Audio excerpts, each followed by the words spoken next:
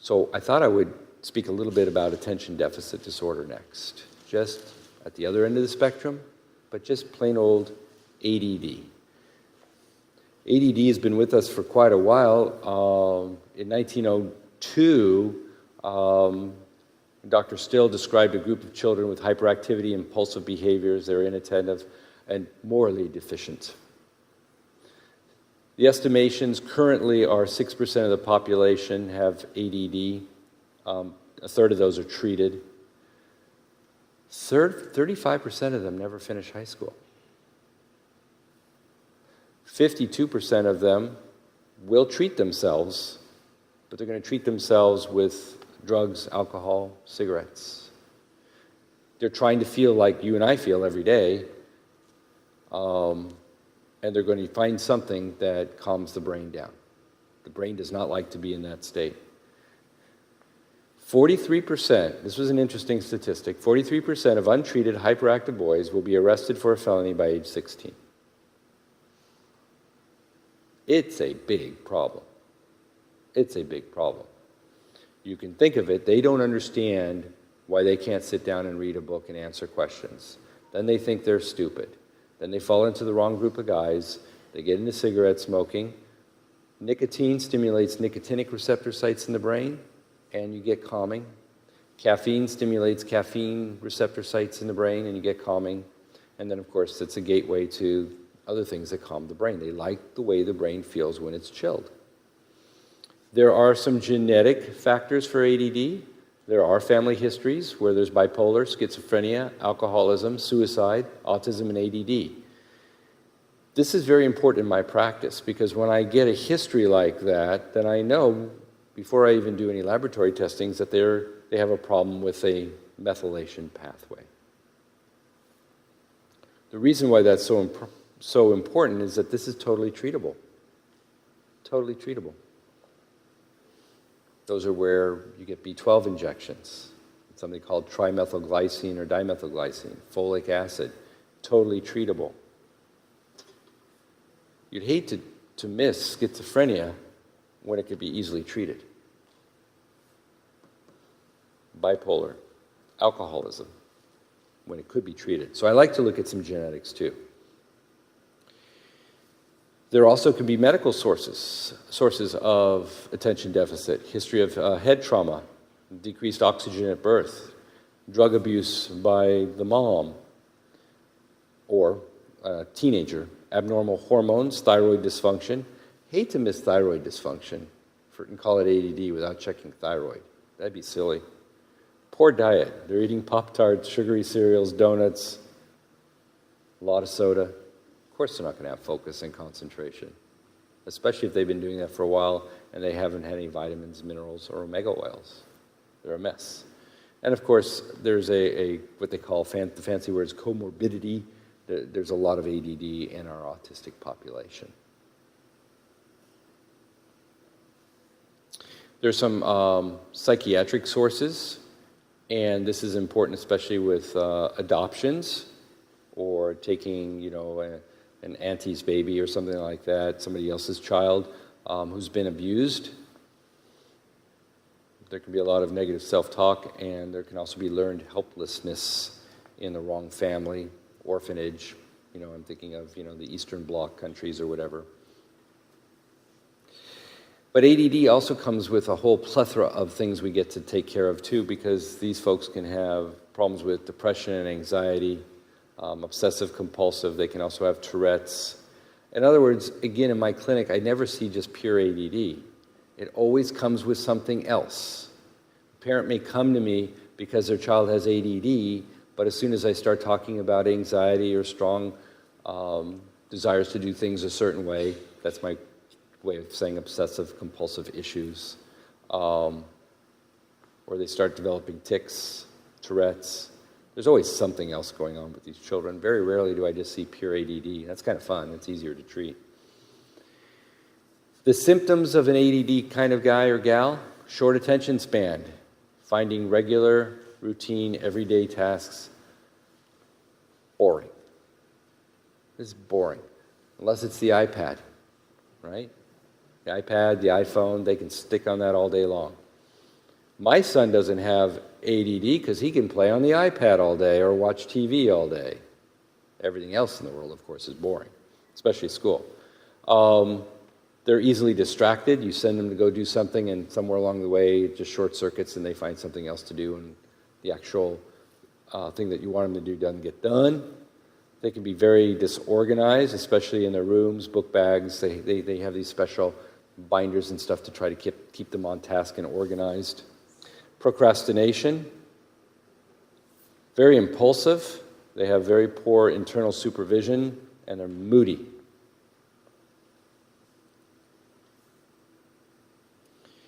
Other things that we see, a child requires many prompts to stay on task. There's very little toy play. They just move from thing to thing. They play with something, they move on to something else, and they move on to something else. They're constantly fidgeting. They're easily frustrated. Things just annoy them, and they go from 0 to 60 just really quickly. They just lost it. Some of my kids actually have poor recall. That's telling me something is getting short-circuited in the brain from a recall point of view. Slow processing speed.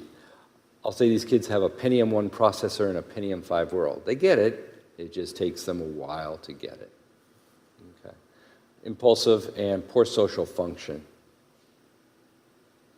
So there's a kind of a fun radiographic imaging study I can do on these children. It's called a SPECT scan. It's a CT scan, a CAT scan, but it's called a SPECT scan because it's single positron emission computed tomography, CT scan with this. It evaluates brain blood flow and activity patterns, and it gives us three-dimensional views of the brain. I'm going to show you these in a second. Kind of cool. Kind of gives a picture to what we've been talking about. Now this is a normal brain, kind of smooth. There's some dimples in the brain. This is the outside of the brain. This is like looking at the top of the skull with the nose up here and the back of the head here, and the camera's this way. And that's what's showing you.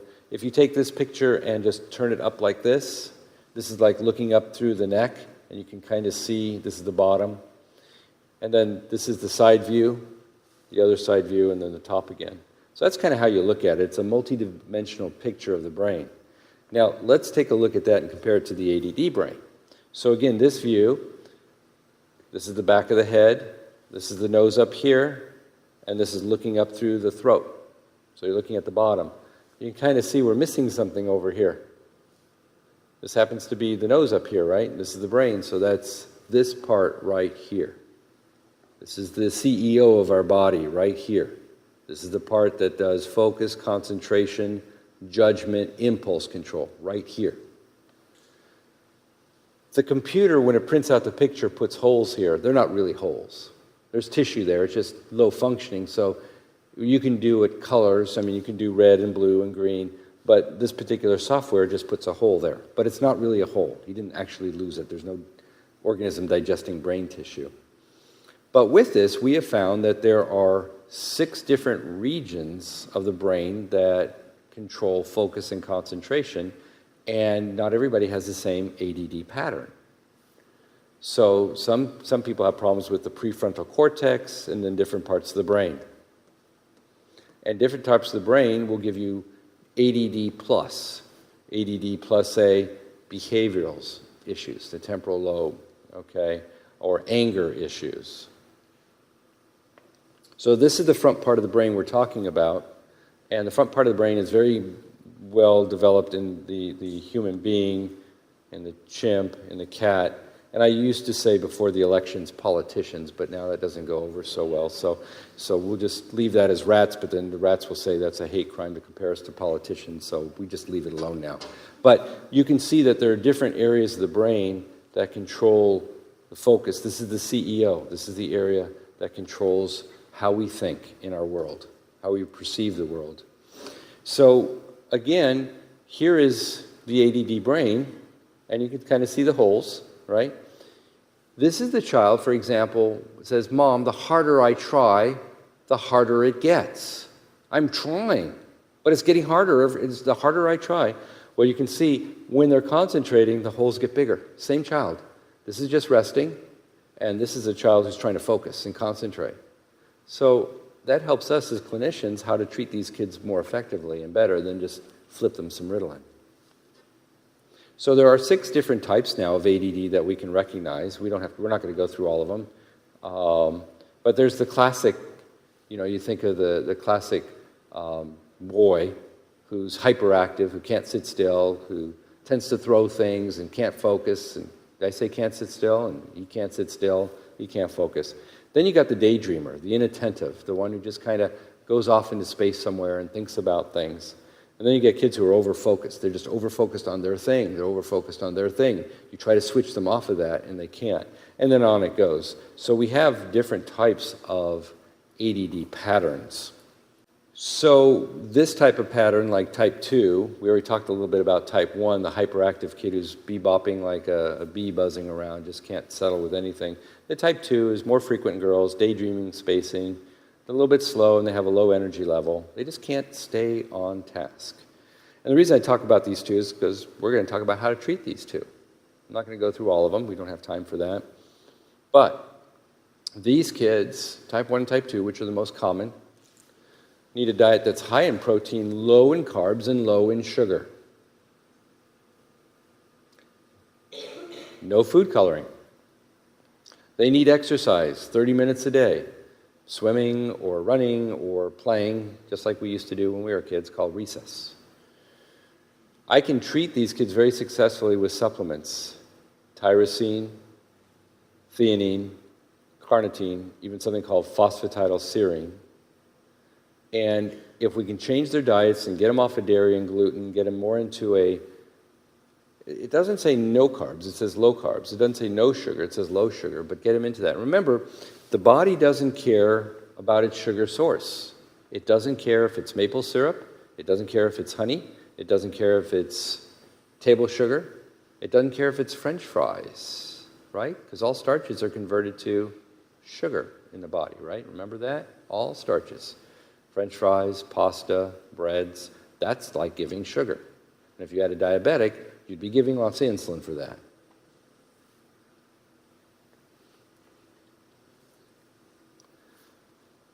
Grapeseed extract, pycnogenols help. And then, if I have to use something, I like to use either the drugs like Ritalin, Vyvanse, or Adderall. It breaks my heart when I have to go there, but I have to. I have one guy, 11th grader. We've done a lot with him, but mom had a choice. Special needs classroom, not reading, no friends, or on Ritalin in 11th grade classroom, real classroom with 2 friends getting A's and B's. Kind of skinny because it takes away their appetite, goes to bed at midnight because doesn't sleep so great, but she's got a kid who's now functioning. Remember that line I told you on the spectrum? This kid now moved from here to the functioning side, and it took Ritalin. Because I guess the damage in his brain was so extensive from things that I needed to use something like Ritalin to push him back into the functional side. Mom will take functional, and the child will take functional because he's got friends now. And it's kind of cool to be able to hang. He's going to be able to go to college. But I also like neurofeedback, but that takes 6 months to a year, and it's kind of expensive, and insurance has changed where it doesn't cover it anymore, but it's about $4,000. But it can really help change how the brain thinks looking at that frontal lobe.